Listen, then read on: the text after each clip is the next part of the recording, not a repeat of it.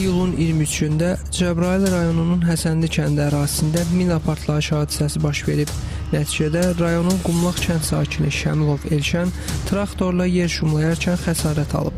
Bu ağrılı hadisə işğaldan azad edilən ərazilərimizdə hələ də davam edən gizli müharibənin, mina təhlükəsinin növbəti acı təzahürüdür. Azərbaycan hazırda mina ilə ən çox çirklənən ölkələrdən biri hesab olunur. Rəsmi və təxmini rəqəmlərə görə azad edilən ərazilərdə 1,5 milyona yaxın mina bastırılıb və 9000 kvadrat kilometrə yaxın sahə partlayıcılarla çirkləndirilib. Üstəlik, Ermənistan tərəfindən təqdim edilən mina xəritələrinin qeyri-dəqiq və yetərsiz olması bu çətin fəaliyyətin gedişatını daha da uzadır və mina təmizləmə prosesində ciddi maneələr yaradır. Bu problem təkcə hərbi deyil, həm də humanitar fəlakətdir.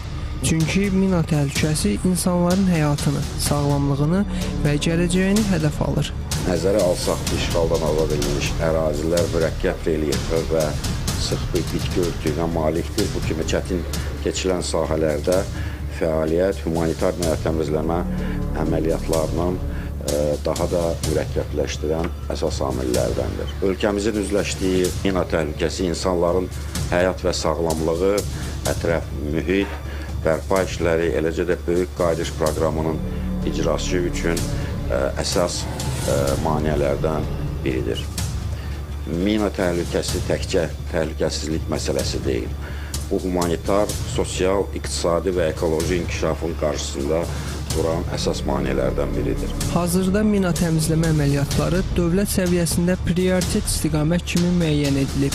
Mina təmizləmə agentliyi ANAMA müasir texnologiyalar, xüsusi mexanizmlər, mina axtaran itlər və mütəxəssislərlə geniş təmizləmə işləri aparır. Kadrların inkişafı üçün işçilərin bilikləri mütəmadi təlimlərlə artırılır. Həmçinin partlayıcıların zərərsizləşdirilməsi və idarə olunmasını əks etdirən EOD3+ kursları keçirilir. Bir zamanlar hər addımı təhlükə olan torpaqlarda bugün həyat yenidən canlanır, kəndlər, şəhərlər salınır, iri miqyaslı layihələr icra edilir. İşğaldan azad edilmiş ərazilərdə bu istiqamətdə aparılan mina təmizləmə əməliyyatları nəticəsində 287.385 hektar ərazi təmizlənib, 255.200 mina və partlayıcı sursatlar aşkar edilərək zərərsizləşdirilib, onlardan 189.097-si